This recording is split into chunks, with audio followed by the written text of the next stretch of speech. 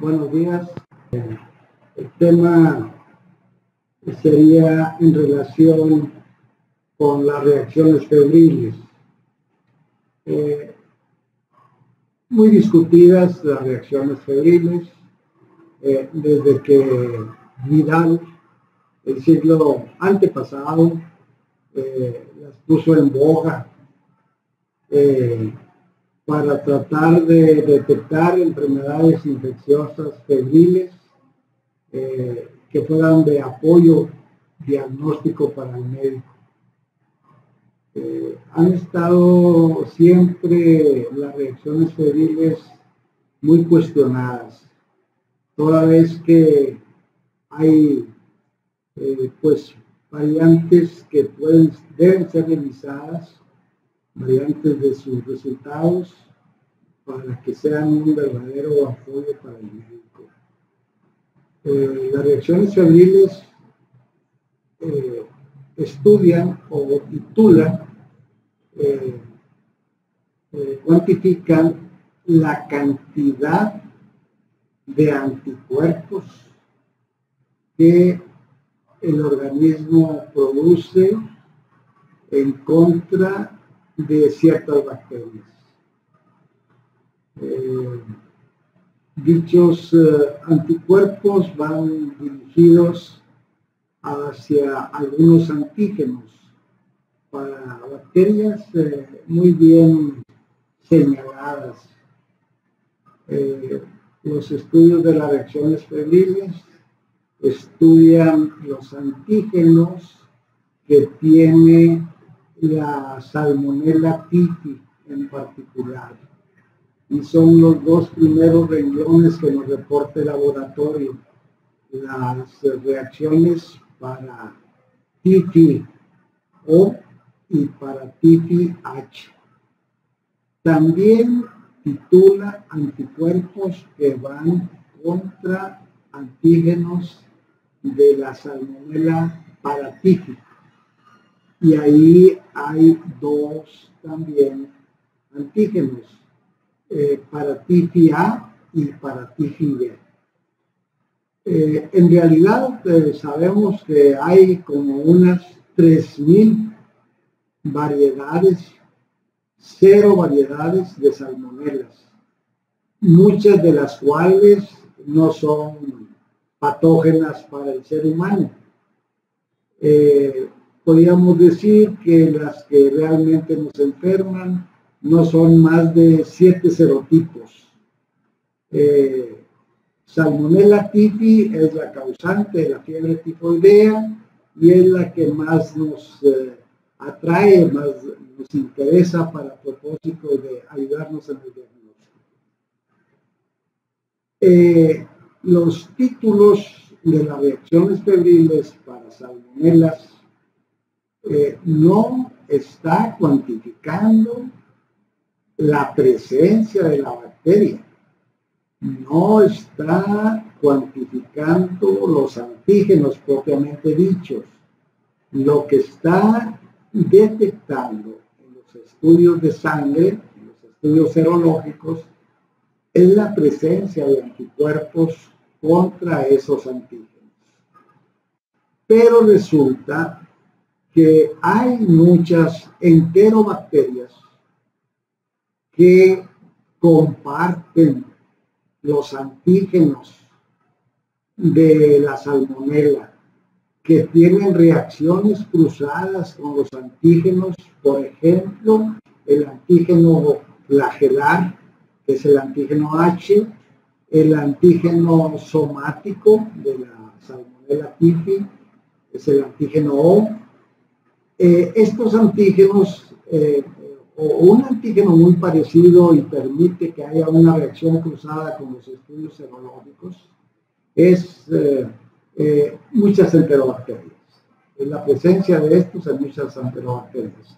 Particularmente Escherichia coli, Proteus, algunas shigellas tienen antígeno somático. Bien sabemos que las shigellas no tienen flagelos, por lo tanto no se titula el antígeno H.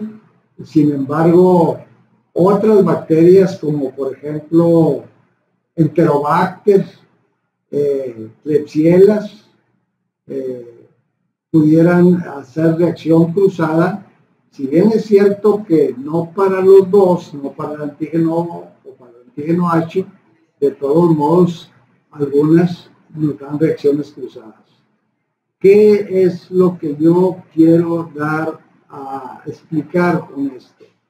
Que hay enfermedades en el cuerpo humano, no solamente enfermedades enterales, no solamente gastroenteritis, sino algunas enfermedades infecciosas de las vías urinarias, inclusive de las vías respiratorias, que pudieran estar dadas por bacterias que no son salmonelas y que por lo tanto elevan anticuerpos contra esos antígenos flagelares o somáticos o para los dos, y darnos una idea errónea, una señal errónea de que esos antígenos pertenecen exclusivamente a la salmonela e inclinarnos los médicos a hacer el diagnóstico de fiebre tifoidea o de fiebre paratifoidea con títulos que pudieran estar dados por otras bacterias, inclusive, repito, infecciones fuera del tracto digestivo. De tal manera que uno tiene que sopesar cuánta ayuda nos puede prestar las reacciones febriles para esos propósitos. El diagnóstico para fiebre tifoidea y para fiebre paratifoidea deben ser predominantemente clínicos. El médico debe de basar su diagnóstico en una serie, en un abanico de síntomas y signos que deben de estar presentes en el paciente que sospechemos fiebre tifoidea o fiebre paratifoidea. Y como la definición lo dice, fiebre tifoidea quiere decir que hay fiebre en el paciente. Más del 94% de los pacientes que tienen fiebre tifoidea o paratifoidea deben de tener fiebre. Y no solamente una fiebre leve, no una febrícula, sino temperaturas más allá de 38,5, 39 grados. Son fiebres, son hipertermias duraderas. No es de un día o de dos. Son cuadros clínicos en que la temperatura sube por 1 o 2 semanas hasta que se trata el paciente y se corrige el problema. Otro de los datos en la fiebre tifoidea en particular es la cefalea intensa que presenta el cuadro clínico. Y un poquito más adelante de establecido la enfermedad, puede haber hepato o esplenomegalia, puede haber manchas leves, máculas generalmente en tórax inferior o parte superior de abdomen, que es la llamada roceola tifoidea. Son lesiones vasculares, porque las salmonelas no solamente infectan la mucosa del tracto digestivo, sino invaden el tejido linfoide, de ahí que crezca el hígado y el vaso. No es común que haya crecimientos ganglionares periféricos, es decir, no es común que aparezca crecimientos ganglionares axilares, inguinales, en cuello, pero sí hepatoesplenomegalia.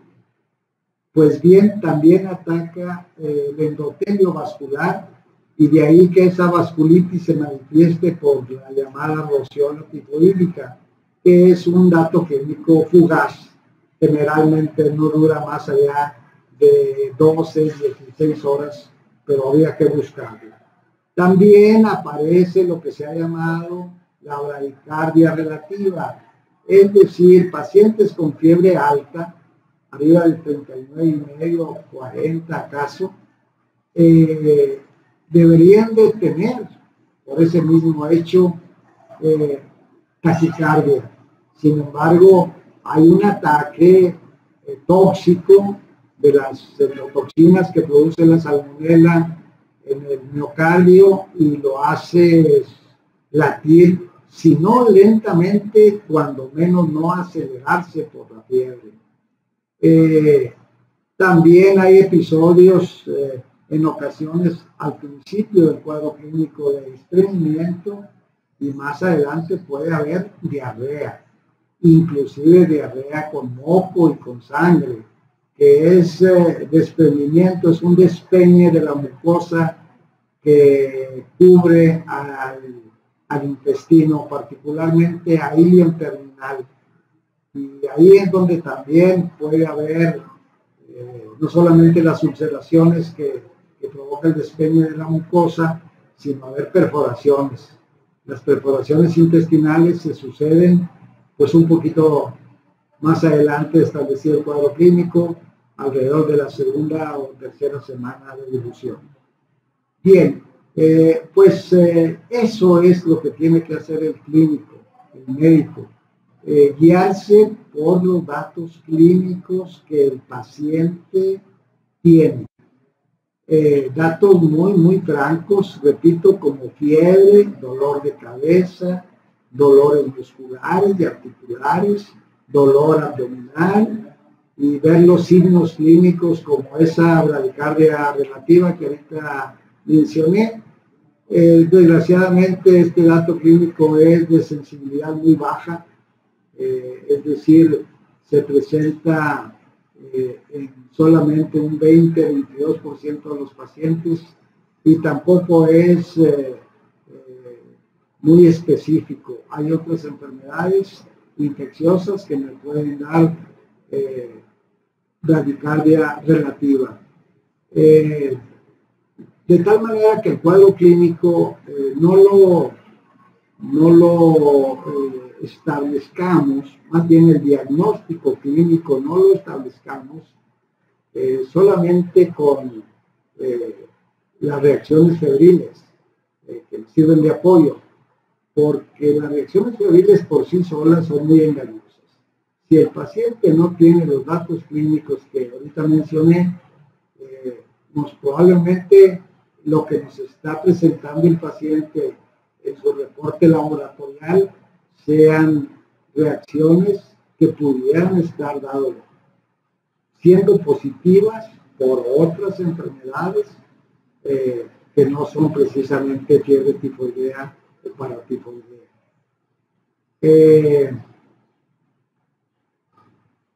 Algunos de nosotros traemos los títulos altos.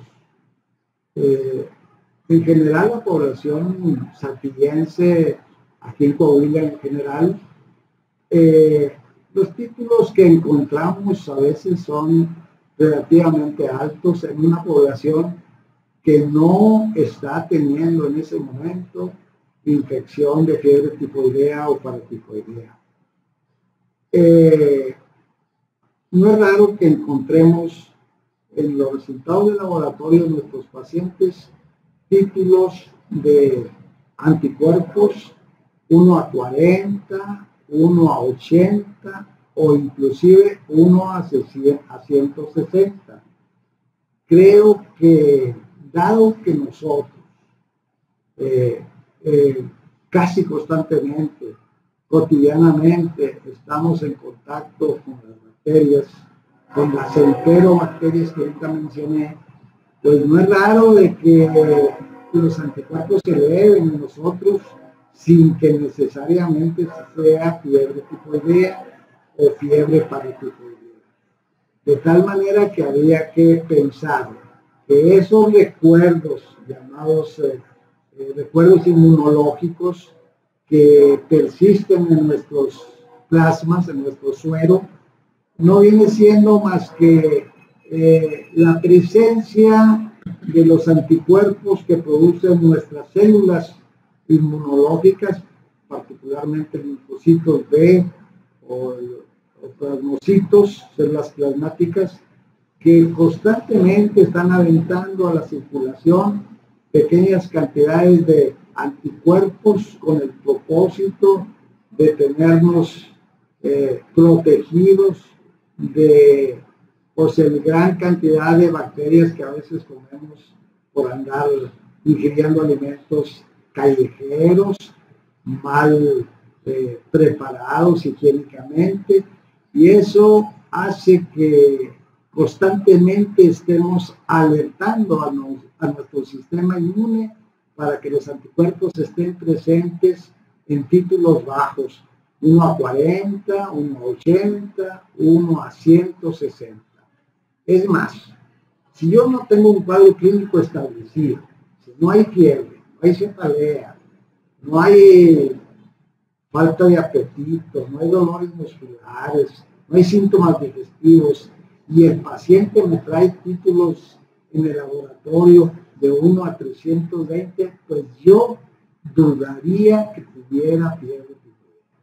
Lo que debe de gravitar para el diagnóstico de fiebre tifoidea o paratifoidea es el cuadro clínico, y si es necesario corroborarlo, yo no lo corroboraría por reacciones febriles. Yo mejor me inclinaría en un cultivo de la bacteria. El estándar de oro de la infectología es tener detectado la bacteria, no las consecuencias de la presencia de la bacteria en nuestro cuerpo, como son los anticuerpos. De tal manera que si yo tengo un cuadro clínico muy orientador a fiebre tifoidea o a fiebre paratifoidea, pues creo que más que pedir reacciones febriles, pedir un cultivo de la bacteria. La primera semana de establecido el cuadro clínico, la bacteria anda circulando en sangre. Hay una bacteremia, y entonces 1 o 2, 3, inclusive, ¿por qué no?, hasta 4 cultivos se pueden solicitar en el transcurso de 2 o 3 días para detectar a la bacteria circulante. Si el paciente acude ya tarde con nosotros, a la semana y media o a las 2 semanas de que se estableció el cuadro clínico, pues uno debe buscarla en las heces fecales. Inclusive la salmonela puede expectorarse, porque la salmonela llega al tejido linfoide que recubre nuestros bronquios, que está en la mucosa bronquial, y que puede provocar cierta tos, cierta expectoración, y la salmonela podría estar ahí presente. En antaño había neumonías ocasionadas por la salmonela tifi. Ahora ya casi ya no las vemos. Otra posibilidad es de buscar la salmonela en la orina. También el tejido linfoide del parénquima renal, particularmente la región medular, se llena de salmonelas, sea salmonela tifi o paratifi, y eso hace que algunos orocultivos salgan positivos después de la tercera semana de evolución. Y finalmente tenemos la médula ósea. La médula ósea se invade de salmonelas inclusive antes de que el paciente empiece a iniciar su cuadro clínico, que tenga su cuadro clínico inicial. De tal manera que también funcionar la médula ósea y hacer un mielocultivo, es posible detectar la salmonela en forma temprana. Habitualmente el mielocultivo lo dejamos para cuando se nos está dificultando encontrar en otras muestras las bacterias. Inclusive el mielocultivo, puede ser positivo aun cuando el paciente haya ya recibido algún tipo de antibiótico terapia. La salmonela perdura un tiempo más antes de ser muerta por antibióticos en la médula ósea. También pudiera ser la rociola, o sea, la piel, un sitio donde pudiéramos tomar la salmonela. No es frecuente porque las lesiones son muy tenues, son muy pequeñas y además son muy fugaces. Pero bueno, es otra posibilidad más. Tanto para fiebre tifoidea como para tifoidea. De tal manera que, repito, no basemos nuestro diagnóstico de fiebres, particularmente fiebre tifoidea y paratifoidea, revisando, analizando la positividad de las reacciones febriles. Primero revisemos bien al paciente para ver si el cuadro clínico concuerda con una posibilidad de fiebre tifoidea o paratifoidea. Y después, si tengo dudas o quiero corroborar mi diagnóstico clínico, antes de pedir reacciones febriles, pidamos un cultivo, sea de la sangre, sea del excremento o sea de la orina.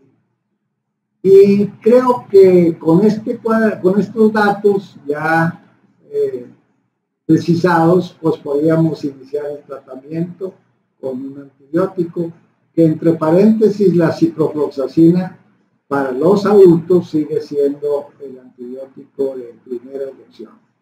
De tal manera, pues repito, guiémonos por el cuadro clínico primero. Hagamos un análisis de los síntomas y síntomas que tiene el paciente. Y si queremos corroborar el diagnóstico clínico, pidamos más que reacciones febriles, cultivos. Las reacciones febriles, repito, son engañosas porque me están detectando antígenos que pudieran ser de otras bacterias, de muchas otras bacterias que nada tienen que ver con estas enfermedades. Tocante a brucelosis, tocante a fiebre de Malta. Aquí sí podemos hacerle un poco más caso a las reacciones febriles, puesto que Brucela no es común que tenga reacciones cruzadas con tantas bacterias.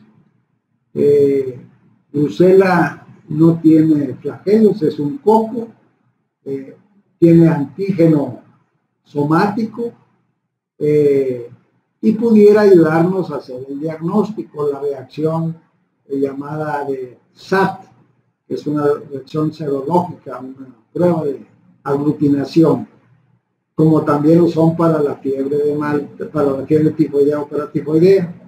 La brucela, el cuadro clínico también. Hay que estudiar bien al paciente para ver si orienta a brucelosis.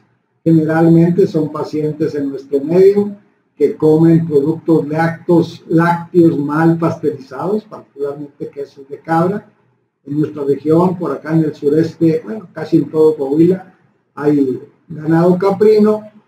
Mucho, desgraciadamente, ganado caprino tiene brucelosis y su leche, particularmente, sale contaminada. Y si no es pasteurizada o tratada adecuadamente, pues puede ser que sus productos, tanto la leche misma como los quesos, las cremas, etcétera, puedan ser fuente de infección para la fiebre de Malta. La fiebre de Malta también me da un cuadro clínico febril, agudo, con hepato, con esplenomegalia, con dolores musculares. Aquí el binomio de fiebre alta y bradicardia relativa no existe. El paciente que tiene brucelosis tiene fiebre alta y se asocia a cierto grado de taquicardia. El cuadro clínico puede ser muy vago, muy bizarro. Hay que tener presente que en nuestro medio existe es endémica la enfermedad y que pues también pacientes con reacciones febriles positivas pudieran demostrarnos la presencia de anticuerpos contra la brucela. La reacción de Hulderson, la reacción de Rosa de Bengala, la reacción de SAT, aglutiminas, nos permiten hacer el diagnóstico. Hacer un poquito más caso a las reacciones febriles que nos marcan la positividad para brucela. Siempre tomando en cuenta los estudios epidemiológicos. Si el paciente vive en áreas rurales que comen o beben leche de cabra no pasteurizada o sus derivados, pues es una alta probabilidad. También es relativamente frecuente tener las consecuencias que nos da la brucelosis a larga distancia, es decir, brucelosis crónica que me puede ocasionar artritis en el adulto, particularmente en la región sacroiliaca, vertebral también, las vértebras de la región lumbar con frecuencia pueden ser afectadas por la fiebre, por la brucela meditensis, pero pues en los niños la rodilla, la cadera, también puede ser sitios donde haya una artritis. Pues también se ha mencionado los estados depresivos. El paciente con brucelosis crónica puede cruzar con ciertos trastornos psicológicos o psiquiátricos caracterizados particularmente por depresión, cambios en su personalidad, y bueno, pues también son datos que uno tiene que tomar para propósitos de brucelosis crónica. ¿Qué podemos hacer? Pues un estudio concienzudo en nuestro paciente, sea niño, sea adulto, y además de eso, si quiero corroborar mi diagnóstico clínico, pues podemos solicitar reacciones febriles, pero pues muy bueno sería tener mejor detectado el microbio, encontrarlo circulando en sangre. No dura mucho en la sangre, pero en la médula ósea o en el hígado se puede hacer estudios para ver si no hay una hepatitis granulomatosa dada por la enfermedad crónica de la brucela. Y también pues el tratamiento para el adulto sigue siendo el esquema oral. Lo mejor es dar rifampicina y dar doxiciclina, una terramicina de segunda generación, y tiene una respuesta del paciente bastante buena.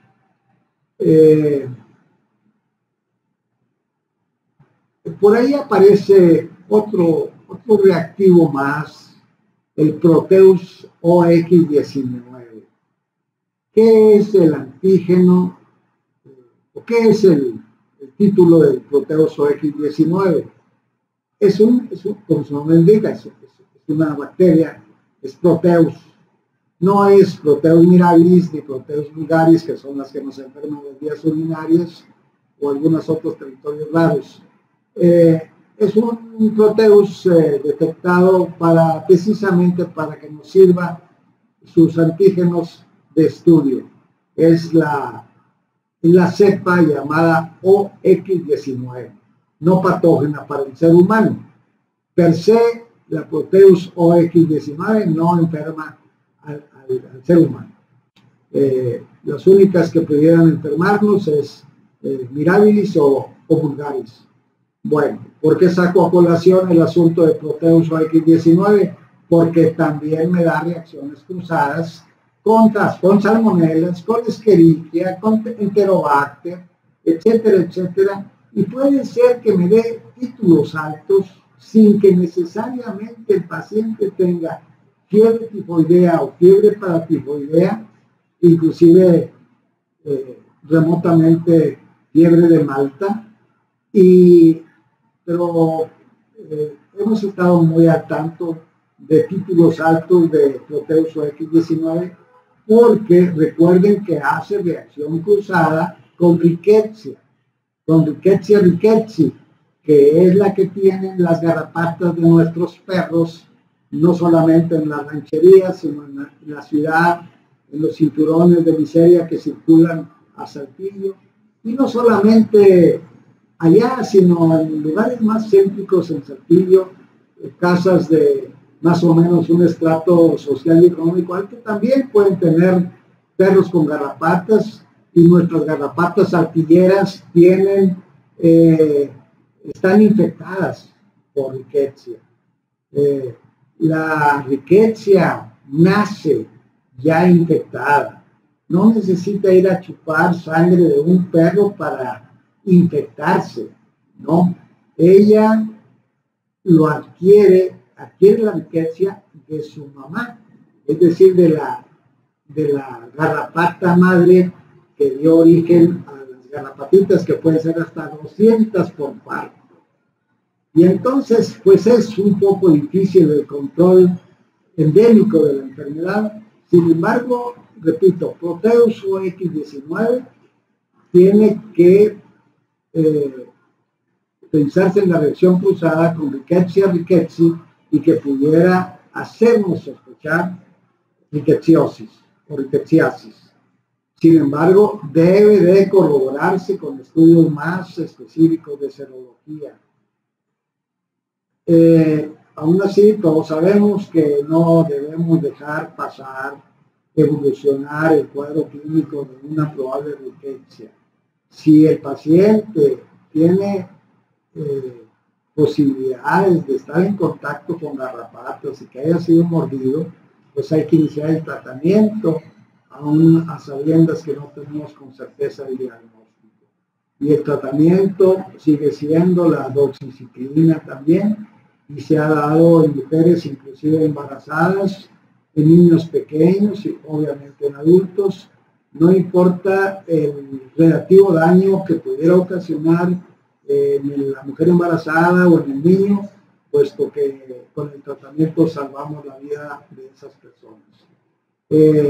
En fin, como ustedes pueden ver, nuestras reacciones febriles constituyen en que nos señale el laboratorio 5 o 6 probabilidades de estudios serológicos. Es decir, típico H, típico O, paratípico A, paratípico B, Brucela, que puede ser por reacción de aglutinación de SAT, que puede ser por rosa de Bengala, o la antigua reacción de Huntington, que también es de aglutinación, y finalmente viene el Proteus OX19. Creo que cuando tengamos frente a nosotros un reporte laboratorial de reacciones febriles positivas, lo primero que tenemos que hacer es revisar al paciente concienzudamente a ver si encaja los reportes de laboratorios con un cuadro clínico que debe reportar el paciente. Porque nosotros debemos hacer a un lado las reacciones febriles y hacerle más caso al cuadro clínico del paciente. Y ante la duda, mejor solicitar cultivos de los microbios respectivos. Bueno, pues creo que he podido alcanzar el objetivo que se pretende para esta plática. Quizás haya dudas, quizás tengamos comentarios, pero bueno, en su momento quizás tengamos la oportunidad de volver a platicar con ustedes. Muchas gracias. Gracias también otra vez al doctor. Gracias.